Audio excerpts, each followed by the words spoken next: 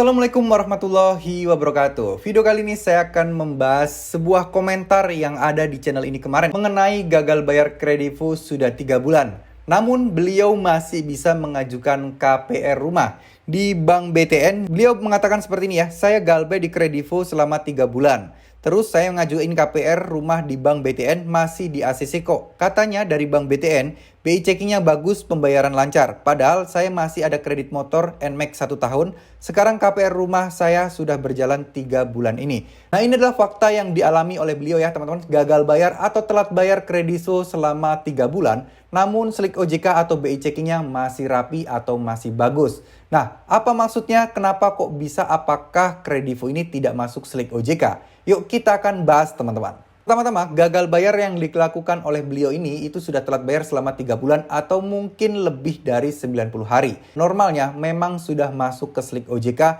bahwa kredit macet dan sebagainya. Tapi sebagai acuan untuk bisa tercatat di slik OJK, itu kan sepertinya Kredivo harus melaporkan nasabah-nasabah yang gagal bayar atau pinjaman-pinjaman bermasalah ke slik OJK. Jadi di slik OJK nanti akan ada data yang mendata bahwa nasabah ini telah gagal bayar dan telat bayar dan statusnya adalah kredit macet. Tapi memang ada beberapa pinjol yang tidak masuk slik OJK jika memang telat bayar atau gagal bayar. Nah, sekali lagi pernah saya bahas sebelumnya, pinjol-pinjol yang bisa masuk ke slik OJK itu adalah pinjol-pinjol yang bekerja sama dengan bank. Jadi nanti yang nongol itu biasanya nama banknya beserta dengan kerjasama dari nama pinjolnya tersebut. Tapi ini tidak bisa dijadikan sebagai acuan yang pasti ya, karena kita tidak tahu kerjasama di belakangnya itu mereka seperti apa bentuknya. Kita tidak pernah dikasih tahu. Jadi bahkan beliau ini masih ada kredit NMAX, terus kemudian gagal bayar Kredivo 3 bulan, tapi bisa cair dan bisa melakukan KPR rumah. Bayangkan, KPR rumah itu merupakan pengajuan pinjaman perkreditan yang paling sulit untuk di-approve.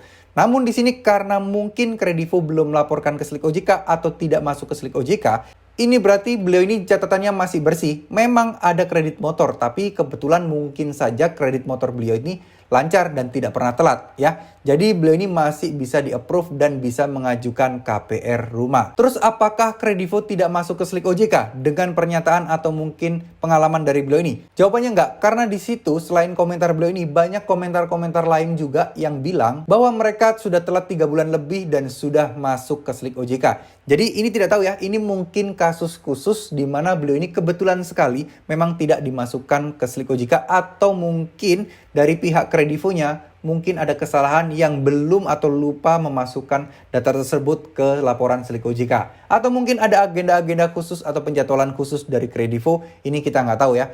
Dan di sini beliau juga kebetulan tidak mencantumkan berapa nominalnya. Nah, mungkin kita tidak tahu apakah nominalnya kecil ataukah nominalnya besar. Ini juga sangat-sangat mempengaruhinya teman-teman ya. Terima kasih, semoga video ini bisa bermanfaat. Semoga buat teman-teman yang saat ini sedang gagal bayar Kredivo, tidak perlu khawatir, tetap tenang aja, nggak perlu pusing, nggak perlu panik, dan jangan sampai teman-teman gali lubang, tutup lubang untuk bisa membayar atau menutup hutang kalian di Kredivo. Karena sama aja ketika kalian pinjam di pinjol lain akan terjadi masalah yang sama, bukannya utang kalian makin kecil, tapi pinjaman kalian akan semakin besar teman-teman. Terima kasih, mohon maaf jika ada salah-salah kata. Wassalamualaikum warahmatullahi wabarakatuh.